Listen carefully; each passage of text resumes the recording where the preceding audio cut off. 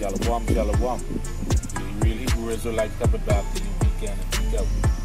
So today we'll be going into some brief history about the early Bahamians and the Lucayans, with their Israelites, So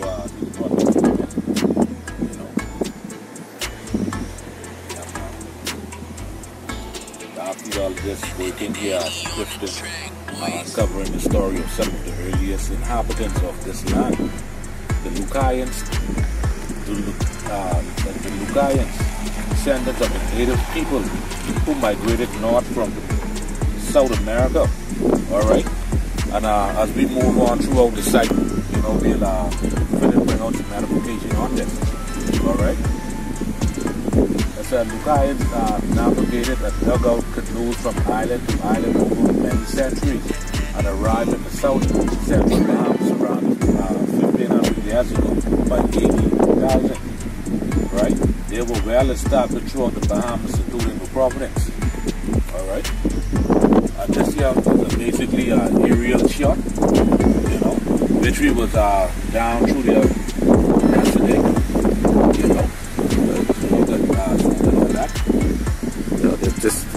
This the 2,000 acres. 2,800 acres, right. And all through here, it's like different houses and the different plantations, Yeah, man, this is some good stuff, Let's read this here briefly.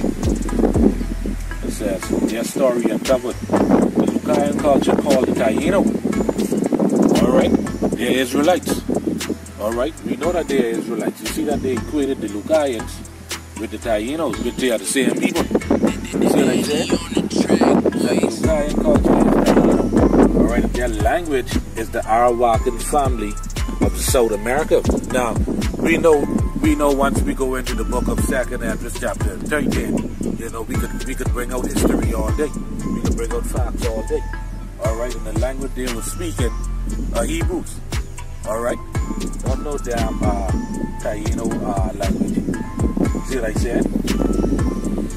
Alright? It says only the most durable Lucayan artifacts of shells and pottery have survived over the centuries, although organic remains like basket, tiles, and wood are rarely preserved. Alright? Other archaeological features found here at Clifton continue to tell the story of the daily lives in the early Bahamians. Which you see that? This is a Baha'i word. Alright? So these people here, they are the descendants of the Israelites. Alright? These here look maybe brown, but this depicting how they supposed to look. Alright? God. So, with that, we'll move on to another site.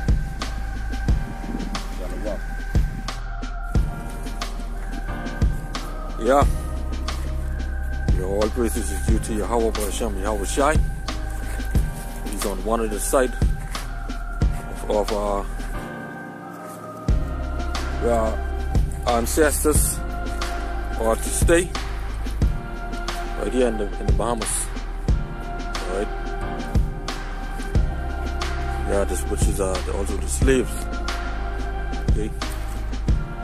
So here is one of the buildings that they stayed in. Alright. As you can see.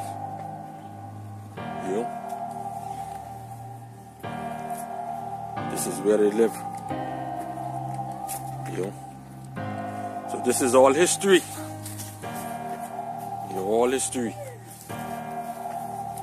The Taino Indians. They are ancestors. Israelites, Yeah. They're one of the historical sites. I didn't even know this was here, Yeah, man.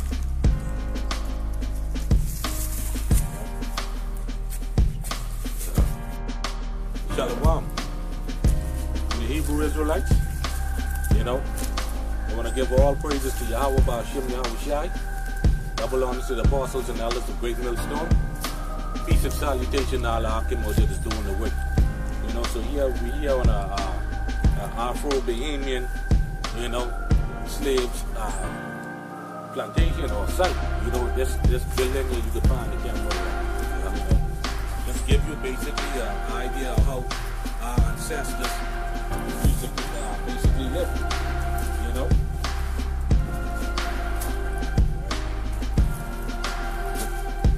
You know, it says here, Afro-Bahamians are Bahamians of entirely predominant African descent, but they say we are African, but we know that we are the Hebrew Israelites. Alright? It says that the first Africans to arrive to the Bahamas came from Bermuda with the Lutheran Adventures. Alright? According to the census, the 2010 census, 93% of the Bahamian population is African or mixed, or African mixed with European. But we know there's no such thing as mixed. Alright?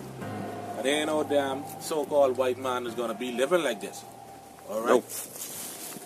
You know? Alright? Now this is basically an article of your slave life in the Bahamas. You know, I'm just going to read through it briefly, you know, to give you an overall overview of what it's like. Right. You know? It says here in December 1832,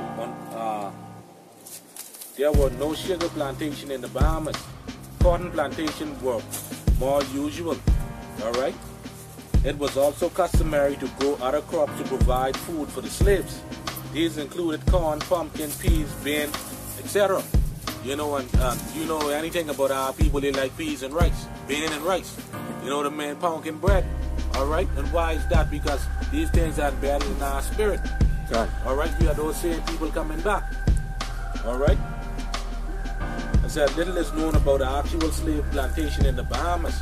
The original accounts come from Farquharson Journal written form, and this here is the Farquharson's estate. Alright? So pretty much, you know, this here is what it looked like. You know? I ain't sure if we on the correct one. You know what I mean? But this is a big site. Right. Alright? It says here that the plantation was said to be about 2,000 acres. You know, and as we was coming in, you know, man, we deep through the bush. Deep in the bush. You know? Yeah, man, that's good how they preserve all of this stuff, you know? Alright? Okay.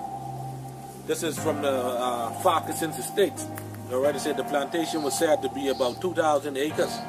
The whites live in the main houses or dwelling, or the dwelling houses. See, that's the same thing I say. Alright? Ain't no white man is going to be living under these conditions. The whites live in the main houses or the dwelling houses. Alright, the slave quarters were located about 800 feet northwest from the main houses. That's these shit here now. As you can see, you know, these are the ancestors of this damn stinking filthy troglodytes without our people in slavery. This is true. Alright? Alright? And as you can see, they're still living deliciously. You see that? right? Still living deliciously. You know? So it's right down the road.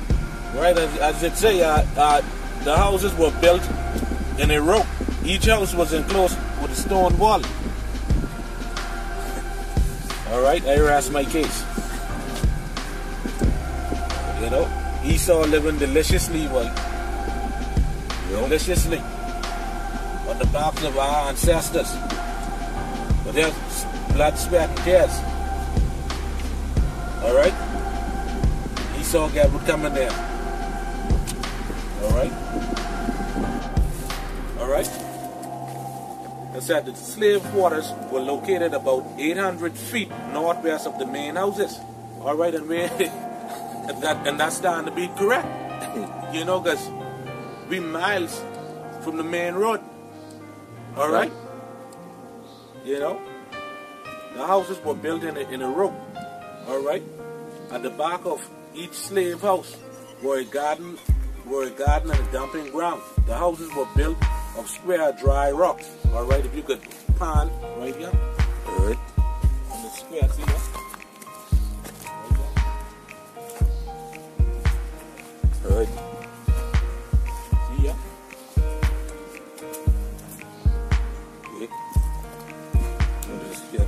this. As you can see, you know.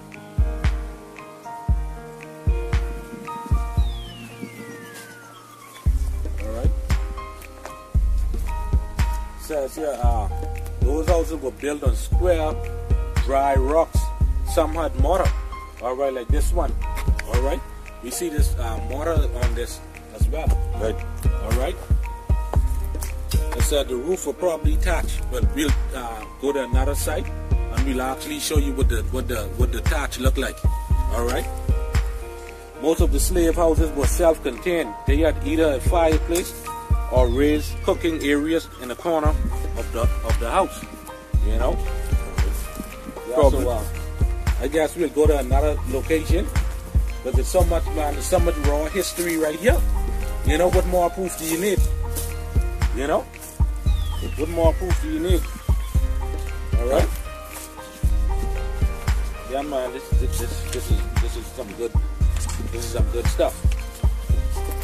Pure history. You know? Alright, let's move to another site now.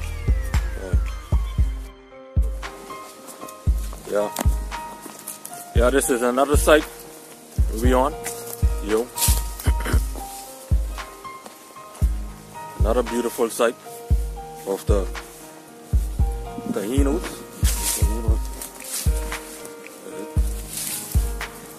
This one here, they look like they just was starting to clean it down. Yo. Because it's all really look good. It's all covered inside the bushes. Alright. All covered inside the bushes. So we just getting more information and showing you guys, you know, that where our ancestors live, where they dwell. You know. As you can see, it wasn't easy. Alright, and it don't look easy. Okay. Alright. Step inside here. Okay. As the brother Caracas read earlier about said something about concrete cement. You know. As you can see right here. This thing ain't look like this just did. Or this thing ain't look like this just covered up. Alright. You can see this ages, years back in the 1800s. Alright.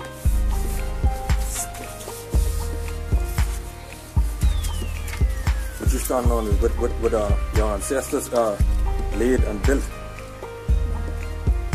Alright.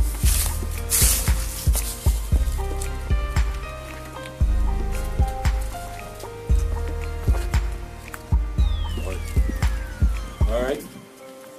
So as you can see, there's another site we are at. You know, a different location. You know. This one appears to be bigger. You know. Right, as it stated, the gardens were at the back of the houses and all that, but we'll get that. Because I see that right across there, but it all grew up though. Yeah. You know. Alright, it appears like a single family members, it appears that as if single family live in these houses. Alright, because as you can see, they're small and pretty much, you know, right, families live near to each other, and this probably accounts for the closeness and fostering of kinship partners. Showing you once again, these are families. Alright? They were far enough from the whites to make their own entertainment, telling old stories, dancing, singing, and of course cooking their own food. Alright? So that goes into our tradition and all that. See what I said? You know, sweet potato and yam, you know what I mean? Eddie, you know, our people, they like these stuff. Right. Alright? And if you go back and you look at the Taino Indians in the Arawaks, that's their food. I can't remember right offhand what they call it, but that's what it is. You know?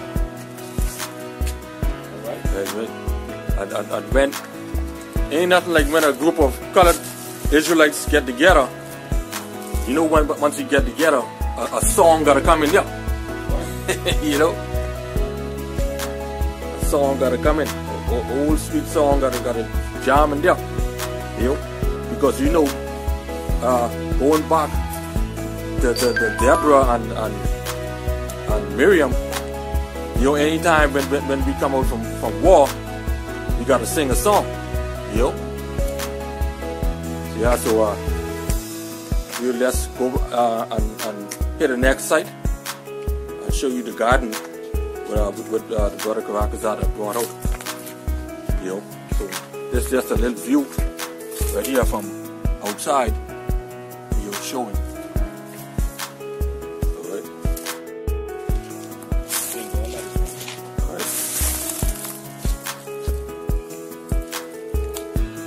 Alright, said the chief crop was guinea corn, known as sorghum. This was a substance crop grown as food for the slaves. Alright, so this is where they used to grow the guinea corn and all that. Right inside here. Alright, as you can see, the rocks there. Same thing. Exactly. You know? Look good. You can see it. Also, you can see it from here.